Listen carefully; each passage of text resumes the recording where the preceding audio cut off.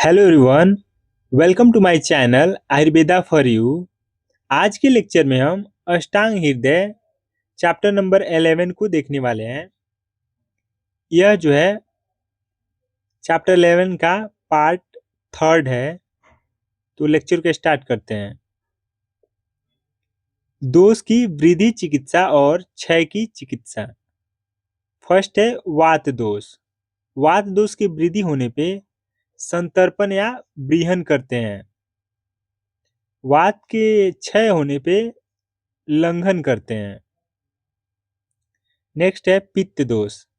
पित्त दोष की वृद्धि होने पे अपतर्पण या लंघन करते और पित्त के क्षय होने पे व्रीहन कर्म करते हैं। लंघन और व्रीहन के बारे में हम अध्याय 14 में देखेंगे डिटेल। थर्ड है कफ दोष। कफ दोष की वृद्धि होने पे अपतर्पण या लंघन करते हैं और कफ दोष के क्षय होने पे व्रीहन कर्म करते हैं। नेक्स्ट हम देखेंगे धातु प्रदोष चिकित्सा। धातु की वृद्धि होने पे क्या चिकित्सा की जाती है। फर्स्ट है रस धातु। इसके वृद्धि में लंघन कर्म करते हैं। सेकंड है रक्त धातु। इसकी चिकित्सा है रक्त बढ़ने पे क्या करेंगे, रक्त स्त्राव, विरेचन कर्म, उपवास, रक्त पित्त शामक चिकित्सा। थर्ड है मांस धातु। मांस धातु की वृद्धि होने पे संशोधन कर्म, शस्त्र कर्म, क्षार कर्म और अग्नि कर्म करते हैं। फोर्थ है मेद धातु। मेद धातु की वृद्धि में अपतर्पण या इसको कर्षण भी बोलते और स्थल्यहर तथा कफ मेदोहर चिकित्सा करते हैं। फिफ्थ जो है अस्थि धातु। अस्थि धातु की वृद्धि होने पे पंचकर्म विशेष रूप से कर्म करते हैं, जो कि तिक्त वर्ग के सिद्ध क्षीर सर्पी। क्षीर का मतलब होता है दूध और सर्पी का मतलब होता है घृत। पंचकर्म के बारे में हम फाइनल ईयर में पढ़ेंगे, अभी आपको बस याद कर लेना है।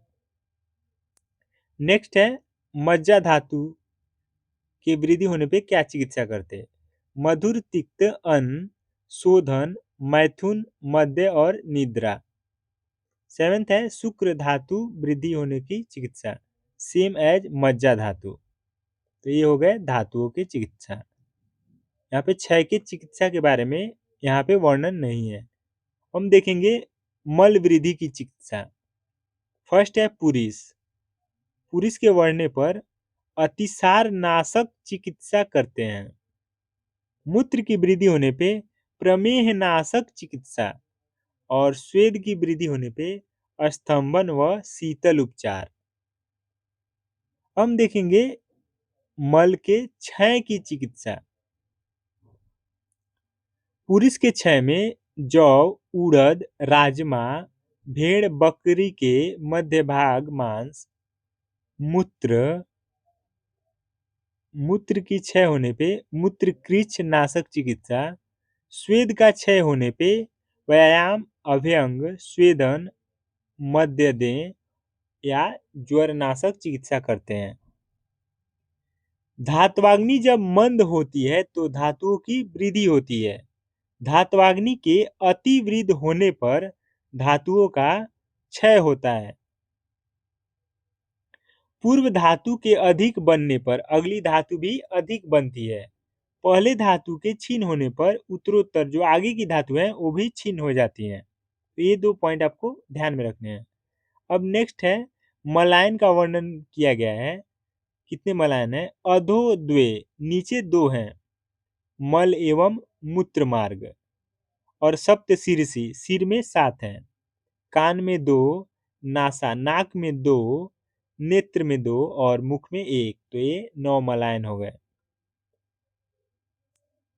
अब हम देखेंगे ओज के बारे में।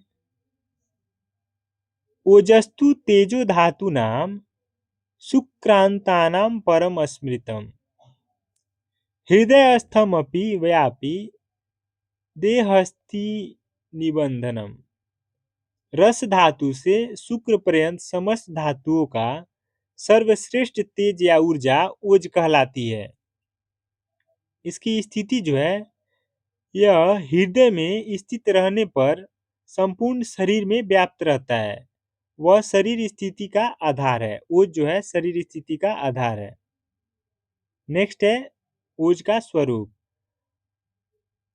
वह स्निग्ध सोम गुण युक्त शुद्ध तथा लाल पीला वर्ण वाला है।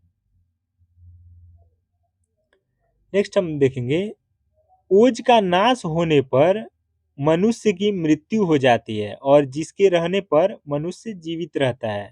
तो ओज बहुत इंपॉर्टेंट है। नेक्स्ट है ओज के भेद। चक्रपाणी के अनुसार देखते हैं पर ओज और अपर ओज। पर ओज का स्थान जो है हृदय है और इसका प्रमाण जो है 8 बिंदु बिंदु है, स्पेशल है, इसको आपको याद रखने हैं। नेक्स्ट है अपर ओज। अपर ओज का स्थान है संपूर्ण शरीर और इसका प्रमाण जो है अर्ध अंजलि। ओज को आपको ध्यान में रखना है क्योंकि इसका वर्णन क्रिया शरीर में भी है, तो यह इंपॉर्टेंट भी है। ओज क्षय के कारण क्रोध, भूख, चिंता, शोक तथा परिश्रम आदि कष्टों से ओज का क्षय होता है। अगर कोई व्यक्ति ज्यादा क्रोधी रहता है, भूखा ज्यादा रहता है, चिंता करता, शोक में रहता है तथा परिश्रम अधिक करता है तो इससे ओज के क्षय हो जाते हैं। ओज क्षय के लक्षण क्या है? यह श्लोक बहुत इंपॉर्टेंट है।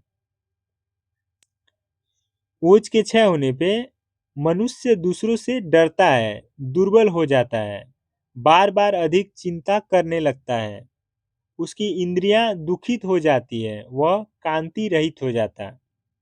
तो ये है ओज क्षय के लक्षण। आगे भी कंटिन्यू है। उसका मन दुखी हो जाता, शरीर रुक्ष हो जाता है और वह कृश दुर्बल हो जाता है। नेक्स्ट है ओज क्षय की चिकित्सा।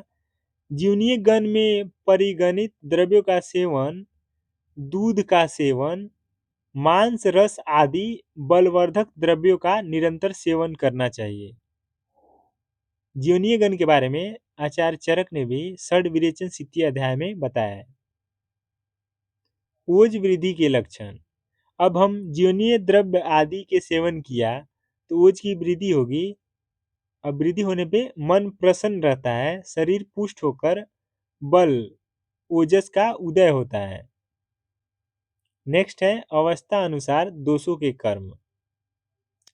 बढ़े हुए दोष अपनी शक्ति के अनुसार अपने रूपों लक्षणों का विस्तार करते हैं। दोष जब बड़ा है तो क्या करेगा? विस्तार करेगा। घटे हुए अर्थात क्षीण दोष अपने लक्षणों का त्याग करते हैं। अब जिन दोषों का क्षय होता है वो अपने लक्षणों को कम करते हैं। सम दोष जो होते हैं अपना अपना कार्य करते हैं। तो यहाँ पे अष्टांग हृदय चैप्टर 11 समाप्त होता है। नेक्स्ट लेक्चर में हम अष्टांग हृदय के चैप्टर नंबर 12 को देखेंगे। वीडियो अच्छी लगे तो आप फ्रेंड से शेयर करें, लाइक एंड कमेंट करना ना भूलें। Thank you for watching.